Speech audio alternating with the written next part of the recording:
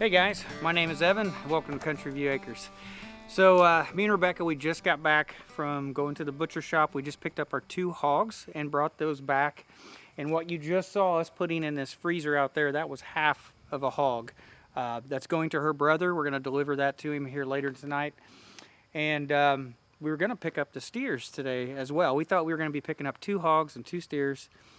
And they've been so busy and so far behind that that's going to be another week. So the steers are actually going to hang another week, and that's probably a good thing, because the longer that the beef hangs, it's supposed to help tenderize the meat even more. So so hopefully next week we'll have a big load of beef, and that's where we're going to put that beef, is in that freezer. So we're just putting that in there temporary, the hog right now. We'll be delivering that, I think, here tonight. So I thought, since we just got back from the butcher, I never can remember how much it costs for the processing, what all the fees are.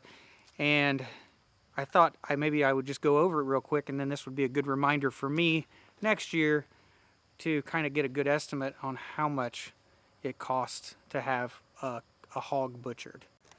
So the 2 pigs we raised this year were big pigs, the biggest pigs we ever raised. One was 388 pounds. And the other one was 456 pounds. And yeah, them are 2 big pigs. And we sold the bigger one. We sold the 456 pound. We sold that as halves. So one half went to her brother, the other half went to my parents. And so the way we do that is you end up selling it by the live weight. 456 pounds, divide that in half, and then we charged them so many cents a pound for the live hog. And then it goes to the butcher shop, and then they have to pay the butcher for the butchering fees. So the pig that we ended up keeping for ourselves was 388 pounds, and he had a 276 pound hanging weight. And that's what the butcher bases his fee off of, is that hanging weight, how much the carcass weighs while it's hanging in the refrigerator. So for our butcher, that ended up being 65 cents a pound. So that ended up being the base butcher price was $180 for us, and then that would get you any cuts of meat. So you could have any uncured, nothing cured, everything uncured. That gets you pork chops, tenderloins, ribs, pork shoulder, could be pork steaks, any of that stuff you could get with that base fee. Even your sausage was included at this butcher. So on top of that, if the additional fees would be if you had like bacon. So we did get bacon. That was an extra 20% on top of the processing fee. So that was another $35. And then patties would have been a additional fee, but I'll just end up making my own patties. And then if you got hams, injected and smoked ham, that was an additional fee, $1 more a pound. And we ended up getting 45 pounds worth of ham off of that pig. So that was a lot of ham. So that was another $45. So the total processing fee for us for a 388 pound hog was $260.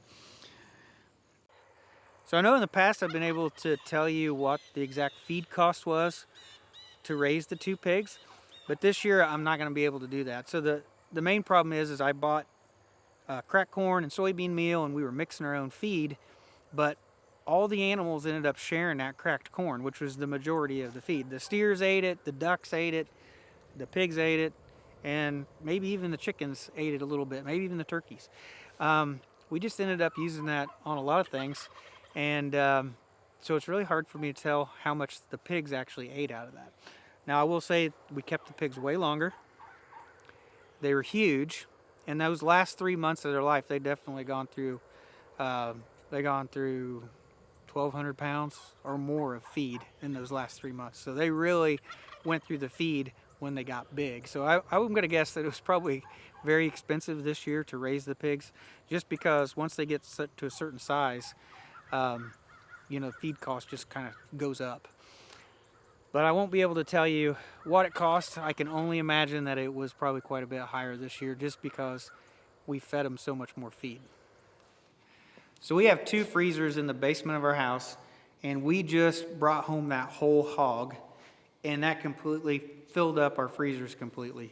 In fact, we needed to take food out. There were several things we took out and brought up to our refrigerator in the kitchen to put in because the 2 freezers in the basement completely full.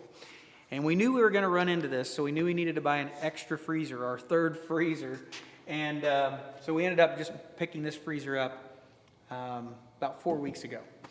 And this is not only just a freezer, it's also a refrigerator. They call this a convertible fridge or a convertible freezer. So you can select whether this is a refrigerator or a freezer, and then you can set your temperature or what you want it to keep it on the inside. So this here gives you a lot of flexibility, and I think it's going to work out great. So this time of the year, we can keep our extra meat in here, and then when it comes maybe summertime, we can turn it into a refrigerator and keep our garden produce in here as well. So it gives you the flexibility to be able to give you a fridge or a freezer depending on what you need that time of the year. So, you know, if you already got a freezer and you're looking to buy a second one, you might look into one of these. I think they're going to give you a lot of flexibility. Plus, if you ever had a refrigerator go bad or a freezer go bad, you know, you have a fridge or a freezer here that you can use as a backup. So if you're going to have that second deep freeze, and I think your backup one should be one of these convertible ones, be able to have a fridge or a freezer for a backup or just for some extra space. So I think this is going to work out really well, especially out here in the pole barn. So when I don't have meat and stuff frozen in here, I can at least keep cold beverages in here or keep food from the garden and put extra produce in here. So this is actually the second one we have. So the one, we already have one in our basement that's a convertible. And then we have this one that's a convertible. And yeah, I think if you're growing a lot of your own food, there's certain times of the year you need extra refrigerator space, and there's some times of the year you need extra fridge space. I think this just works out. So these are our 2 freezers in our basement. Both of them are completely full right now. And this one's mostly just pork. So the meat on this side of the freezer, that was already here. The turkey was already here. But everything on this side, all the way down, that is all pork we just brought home. So we've got lots of packages of bacon. We've got nice big old ham steaks. I think I've got 2 plastic bags this size full of bacon and ham. So this is what I really wanted to show you. Remember, our pig was 388 pounds. So this is the pork shoulder from our pig. It is as wide as my body. This thing is huge pork shoulder. I'm going to say this thing's probably close to 20 pounds. Maybe more than that. This thing is huge. Knowing that it was this big, I probably would have had him cut it in half. This is way too much meat for us to cook at one time. But the pork shoulders were just huge. Probably should have had them cut into some steaks. But yeah, the pigs, they're just so big. Some of the cuts of meat end up being pretty big. So this here is our other convertible freezer. It's a different brand, a little different. You can't dial in the temperature like the other one, but you do have a control pad where you can select whether it's a fridge or a freezer. And you can see this is completely full as well. We've got smoked sausage and brats. We've got some summer sausage. It's full of corn and broccoli, peppers, blackberries, everything that we've picked or harvested here. This thing is completely full. We've got some of our chicken in here, some of our turkeys are in here. It's just completely full. And you see there's not a single package in here that's from the store. Both of these freezers are completely full, and it's all stuff that we picked or raised here. So if you've never bought a pig or a steer from a farmer and had that butchered, I definitely recommend it. It's a good way to get your freezer full of food and get stocked up, and you can do it cheaper than what you would do buying it at the grocery store. You're going to get a lot better product. Most of your farmers, unless they're selling it as like certified organic or grass-fed, if they're not trying to sell that as a specialty product, you're about guaranteed that you're going to get your meat cheaper than you would at a grocery store. And the great thing about it is you get it custom cut. It's cut exactly the way you want it. If you want a brisket, you get the brisket. If you want, say, a ribeye roast or a rib roast to make prime rib, you could get that. Or you could have that sliced into ribeye steaks. You get to pick how it's cut up, custom made for you, how many you want in a package. And anything you don't want, it doesn't get wasted. That all gets turned into ground meat. So say you don't want round steaks, right? Well, that gets turned into hamburger. And that's just more hamburger for your freezer. So nothing really gets wasted. Anything you don't want will just get ground up and turned into ground meat. So really good way to fill up your freezer with good quality food. So highly recommend it. I know after this year, we sold our animals, what we didn't want, we sold the extra. And we have had several people say, well, they wanted some. So next year it looks like maybe we'll end up raising 3 pigs next year, maybe 3 steers next year.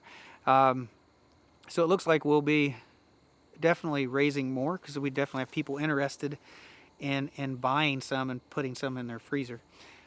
So I know this was a talking head video. This is normally not my style. I normally am working on something, doing something. I don't talk in front of the camera the whole video. Yeah, I know sometimes I do get a little long-winded, but anyway, this is just, I just really wanted to cover the end result, how the pigs turned out, how much did they weigh, and to go over the butcher costs, what it costs to get one of these pigs butchered.